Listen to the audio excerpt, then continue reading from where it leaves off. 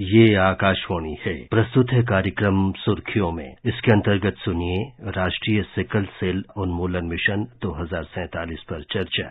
इसमें भाग ले रही हैं सफदरजंग अस्पताल में associate professor doctor Rupali Malik. कार्यक्रम का संचालन कर रहे हैं मनोज पाठक। प्रधानमंत्री नरेंद्र मोदी आज से राष्ट्रीय सिकल सेल उन्मूलन अभियान की शुरुआत कर रहे हैं। देश के विशेष रूप से जनजाति बहुल क्षेत्रों में यह बीमारी मुख्य रूप से पाई जाती है और इसके असर से बड़ी तादाद में लोग प्रभावित होते हैं। उनमें रक्त की कमी हो जाती है और उनका जीवन काफी कठिन हो जाता है। इस बीमारी की पहचान के लिए, इस बीमारी के पूरी तरह से समापन के लिए आज से यह विशेष अभियान शुरू हो रहा है। आमतौर पर 40 वर्ष तक की आयु के लोग इसके शिकार होते हैं और एक बार जो बीमारी हो जाए तो उसका असर उन पर ताउम्र देखा जाता है। इसी विषय पर चर्चा के लिए, इस अभियान के बारे में जानकारी देने के लिए, लोगों को जागरूक करने के लिए और बचाव के लिए आज हमने इस कार्यक्रम में आमंत्रित किया है प्रोफेसर डॉक्टर रूपाली मलिक जी को, जो इस क्षेत्र की विशेषज्ञ और जानी मानी हस्ताक्षर हैं। डॉक्टर रूपाली, कार्यक्रम में आपका बहुत बहुत स्वागत है। जी धन्यवाद आमंत्रित करने के लिए। मैम, सबसे पहले तो हम यही समझना चाहेंगे कि ये जो सिकल सेल बीमारी है, यह किस रूप में प्रभावित करती, किस क्षेत्र के लोगों को प्रभावित करती और इसका क्या प्रभाव पड़ता है लोगों पर? देखिए, सबसे पहले तो मैं बधाई देना चाहूंगी प्रधानमंत्री जी को और उनकी सोच को कि उन्होंने ये सोचा और ये मिशन को आज लॉन्च किया है, जो कि बहुत से लोगों को बहुत हेल्प करेगा। तो सबको बहुत बहुत बधाई कि हमारे प्रधानमंत्री जी ने ये प्रोग्राम को आज लॉन्च किया है। तो मैं आपको बताना चाहूंगी कि ये जो सिकल सेल अनीमिया है, ये एक इनहेरिटेड डिसऑर्डर है, एक जेनेटिक डिजीज है जिसका इनहेरिटेंस रिसेसिव डिसऑर्डर की तरह देखा जाता है। अब रिसेसिव डिसऑर्डर से हम क्या समझते हैं कि अगर माता और पिता दोनों में ये ट्रेट होगा तभी बीमारी होने के चांसेस पॉसिबल है। पर अगर केवल एक व्यक्ति में ये ट्रेट होगा और दूसरे में नहीं होगा तो आपको ये बीमारी होने के चांसेस नहीं है। केवल ट्रेट के रूप में आप इस लक्षण को आगे ले जाएंगे और अगर आपकी शादी किसी और ऐसे व्यक्ति से होती है जिसमें ये ट्रेट होगा तो फिर से आपके बच्चों में ये बीमारी होने की क्षमता रहेगी। तो ये समझना बहुत जरूरी है कि इस बीमारी का जो सबसे इम्पोर्टेंट है वो ये जेनेटिक इनहेरिटेंस है। इसीलिए जो सबसे इम्पोर्टेंट इससे बचने का जो तरीका है वो यह है कि हमें पता हो कि हम ये ट्रेट को कैरी करते हैं कि नहीं करते, और वो भी शादी से पहले पता हो और उस चीज के लिए जेनेटिक काउंसलिंग हो। तो ये जो प्रोग्राम जो प्रधानमंत्री जी ने आज लॉन्च किया है, इस प्रोग्राम में ये जेनेटिक कार्ड्स आपको दिए जाएंगे, जो कि स्पेशली जो हाई रिस्क पॉपुलेशन है, जैसे कि जो ट्राइबल एरिया के जो लोग हैं, उनमें खास तौर से ये वाली बीमारी का जो इनहेरिटेंस है वो ज्यादा देखी गई है, क्योंकि उनके अंदर एंडोगैमी होती है, मतलब उनकी जो शादियां होती हैं आपस में एक दूसरे से होती हैं। तो इस तरह की जो बीमारियां हैं उनमें ज्यादा होने की संभावना होती है। तो ये बहुत बड़ा एक इम्पोर्टेंट चीज है और इससे बहुत से लोगों को बहुत सा लाभ मिलेगा। श्रोताओं, यहाँ हम आपको जानकारी देना चाहेंगे कि प्रधानमंत्री ने आज मध्य प्रदेश के शहडोल में इस कार्यक्रम की घोषणा की है, इस अभियान की घोषणा की है, जिसके तहत विशेष रूप से लक्षित राज्यों में, जिनमें सम्मिलित हैं महाराष्ट्र, गुजरात, राजस्थान, झारखंड, उड़ीसा और छत्तीसगढ़, साथ साथ मध्य प्रदेश, जहां सबसे अधिक इस बीमारी से प्रभावित होने वाले लोगों को चिन्हित किया गया है। डॉक्टर साहब ने अभी हमें बताया कि यह जेनेटिक बीमारी है। जेनेटिक बीमारी का मतलब हुआ कि माता पिता, डॉक्टर साहब ने यह भी कहा कि इस बीमारी में विवाह से पहले, यानी जिस तरह कुंडली का मिलान हुआ करता और वर वधू के परिवार की जानकारी ली जाती, वैसे ही डॉक्टर साहब का इशारा है, उनका कहना है कि इस बीमारी की पहचान हो जानी चाहिए। डॉक्टर साहब, यहाँ पर हम ये थोड़ा सा अब फोकस करना चाहेंगे कि इस बीमारी में क्या होता है। बीमारी का नाम तो हमने समझ लिया और यह एक खास कह ले समाज के लोगों को ही होता है। आपने इशारा किया कि ये इंडोगेमी, यानी एक जो बंद कह लें कि दायरा है या एक क्लोज्ड ग्रुप है जिनमें शादियां होती हैं, वहां होती हैं। तो इस बीमारी से प्रभाव क्या पड़ता है तन पर? जी बिल्कुल, देखिए हमें ये चीज समझनी होगी। देखिए, सिकल सेल जो एक बीमारी है, कहीं ना कहीं इसका लिंक हमारे मलेरिया का जो इन्फेक्शन जो देखा जाता है, लगभग 1950s में, अर्ली 1950s, 1952 में लगभग साउथ इंडिया, तमिलनाडु वगैरह में पहले केसेस उसके देखे गए थे। और तब ये पाया गया था, कुछ आगे जैसे जो भी रिसर्च हुई, जो भी चीजें ऑब्जर्व की गई, उससे ये प्रमाणित हुआ कि जो ये मलेरिया एंडेमिक एरियाज हैं वहां पे ये सिक्कल वाली बीमारी भी ज्यादा देखी गई और एक लिंक ऐसा महसूस हुआ कि शायद जिन लोगों को सिक्कल सेल एनीमिया होता है उन लोगों में मलेरिया का प्रभाव कम होता है। ये सिक्कल सेल डिजीज अगर आपको है तो आपकी जो आरबीसीज है, रेड ब्लड सेल्स, जो कि नॉर्मली ऑक्सीजन को सप्लाई करते हैं सारे ऑर्गन्स में, और रेड ब्लड सेल्स के अंदर जो ऑक्सीजन कैरी करने के लिए जो सब्सटेंस है उसको हम हीमोग्लोबिन बोलते हैं। वो दो चीजों से बनता है, हीम और ग्लोबिन। तो इन चीजों से मिलके वो ये हीमोग्लोबिन बनता है। तो अगर इसमें से किसी की भी अगर हमें दिक्कत है, हीम वाले पार्ट में कोई प्रॉब्लम होती है, ग्लोबिन वाले पार्ट में कोई प्रॉब्लम होती है, तो जो रेड ब्लड सेल्स की ऑक्सीजन कैरिंग कैपेसिटी है वो अफेक्ट हो जाती है। तो यही चीज आप सिक्कल सेल एनीमिया में देखते हैं, जिसमें कि जो रेड ब्लड सेल्स हैं उनकी जो शेप है वो बदल के सिक्कल जैसी हो जाती है, जिस वजह से जो नॉर्मल ब्लड सेल्स हैं वो हमारे कहीं भी फ्लो कर सकते हैं। बट ये वाले जो सेल्स होते हैं जब वो सिक्कल हो जाते हैं, सिक्कल सेल जैसे हो जाते हैं, तो उनका जो फ्लो है वो ऑब्स्ट्रक्ट हो जाता है, वो चिपकने लगते हैं। इसकी वजह से क्या होगा, जो उनकी ऑक्सीजन कैरिंग कैपेसिटी है वो अफेक्टेड हो जाएगी और इसकी वजह से वो जगह जगह जाके जमने लगेंगे। जैसे कि लॉन्ग टर्म में इस बीमारी की वजह से स्ट्रोक जैसी प्रॉब्लम हो जाती है,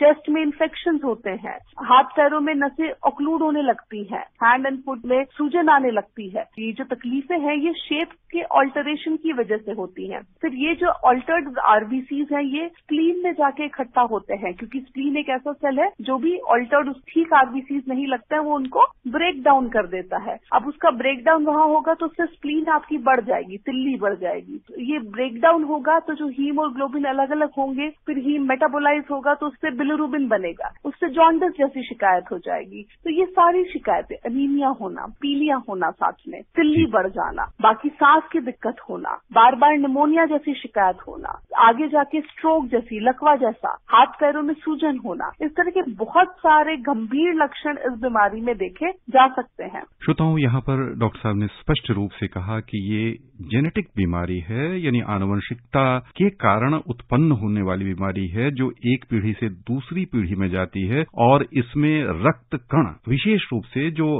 लाल रक्त कण होते हैं, उनका आकार बदल जाता है, हंसिए जैसा, सिकल यानी अर्धचंद्राकार जैसा हो जाता है, जिसके कारण उसे अपने ही शरीर के अंदर उन्हें छननी से छान लिया जाता है और तिल्ली के पास भेज दिया जाता है, जहां वो इकट्ठा होकर संग्रहित हो जाते हैं और कई अलग अलग प्रकार की जटिलताओं को जन्म देती हैं, जिनके चलते गंभीर लक्षण अन्य बीमारियों के दिख सकते हैं, जैसे निमोनिया हो सकता है, मलेरिया जैसे लक्षण हो सकते हैं, लकवा हो सकता है, हृदय गति में रुकाव आ सकता है, यानी कई स्तरों पर बाधाएं आ सकती हैं यदि ये बीमारी किसी व्यक्ति में है और लंबे समय तक इसका इलाज ना हो तो। डॉक्टर साहब, यहाँ पर हम समझना चाहेंगे कि यदि इस बीमारी की पहचान हो गई तो फिर उसके इलाज के क्या सब तरीके हो सकते हैं। उससे पहले श्रोताओं को एक और छोटी सी जानकारी हम देना चाहेंगे कि श्रोताओं, आज जो प्रधानमंत्री ने यह अभियान शुरू किया है, तो जो इस बीमारी से ग्रस्त लोग हैं उनके लिए एक विशेष कार्ड की व्यवस्था की गई है। जो लाभार्थी इसके हैं उनको ये कार्ड दिया गया है, जिसके माध्यम से उनका उपचार किया जा सकेगा। तो यहाँ हम ये समझना चाहेंगे डॉक्टर साहब कि ये जो बीमारी है और ये जो कार्ड मिलने जा रहा है लोगों को, उससे किस प्रकार से उनको सहायता मिल सकेगी और इसके उपचार के लिए क्या सब कदम उठाए जाते हैं।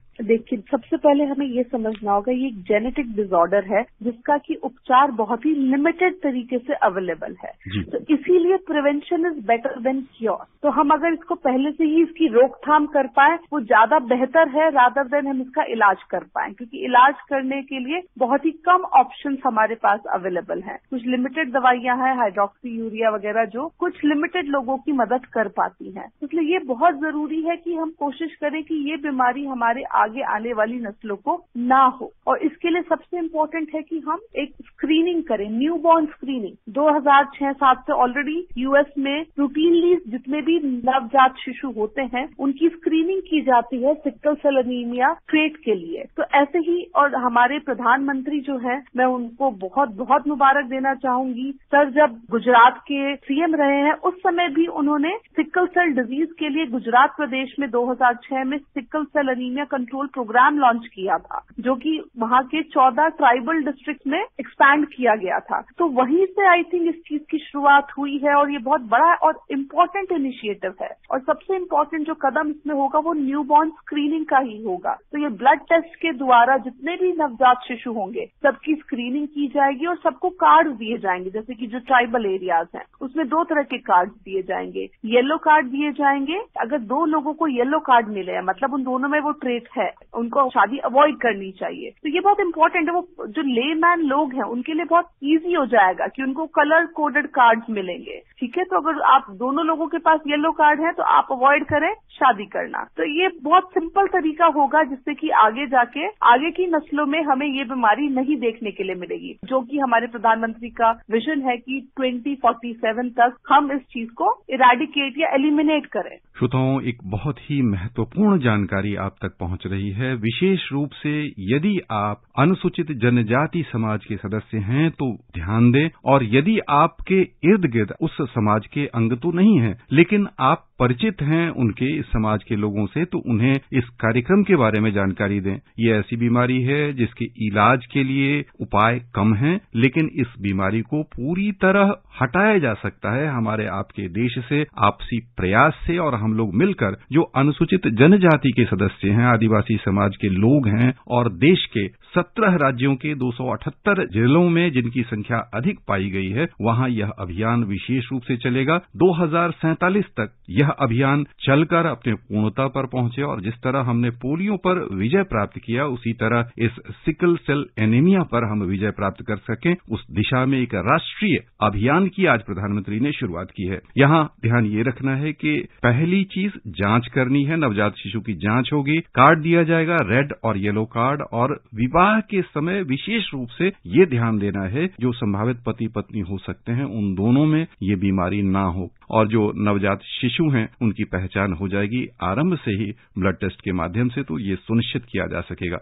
डॉक्टर साहब, इसके अलावा कोई और ऐसा बिंदु हो जिसे हम श्रोताओं को जागरूक करने की दृष्टि से रखना चाहें तो वो भी आप अवश्य बताएं। ऑलरेडी बहुत अच्छे तरीके से आपने अपने श्रोताओं तक ये मैसेज पहुंचाया है कि ये कितना इम्पोर्टेंट एक कदम है जो कि हमारे प्रधानमंत्री ने लिया है, और जो खासतौर से जो ट्राइबल एरियाज के जो लोग हैं उनके लिए बहुत इम्पोर्टेंट एक स्टेप है उनके लिए, और उनको पूरा पालन करना चाहिए, पूरा सहयोग करना चाहिए। और जितने भी नवजात शिशु हैं उनकी स्क्रीनिंग जरूर होनी चाहिए। और जैसा कि हमने कार्ड्स का डिस्कस किया, रेड है यानी कि डिजीज है, येलो है मतलब ट्रेट है, तो 2 येलो कार्ड वाले व्यक्ति को भी शादी नहीं करनी है। कुछ समय बाद अगर ये सिवियर फॉर्म में अगर ट्रेट की जगह डिजीज बन जाती है तो ये बहुत सारी जो हमने अभी डिस्कस किया है उन लक्षणों को, उन कॉम्प्लिकेशंस को कॉज कर सकता है। तो मैं आप सभी से यही रिक्वेस्ट करूंगी कि आप सभी इतने बड़े इनिशिएटिव में हाथ जुटाकर साथ दें और आसपास के लोगों को जागरूक बनाएं कि इस तरह से करके भी एक बीमारी है जिसको हम एलिमिनेट कर सकते हैं अपने देश से। डॉक्टर साहब, जन जागरूकता अभियान में सोशल मीडिया जो विभिन्न प्लेटफॉर्म हैं उनका उपयोग किस तरह किया जाए और कैसे इसको प्रचारित प्रसारित किया जाए?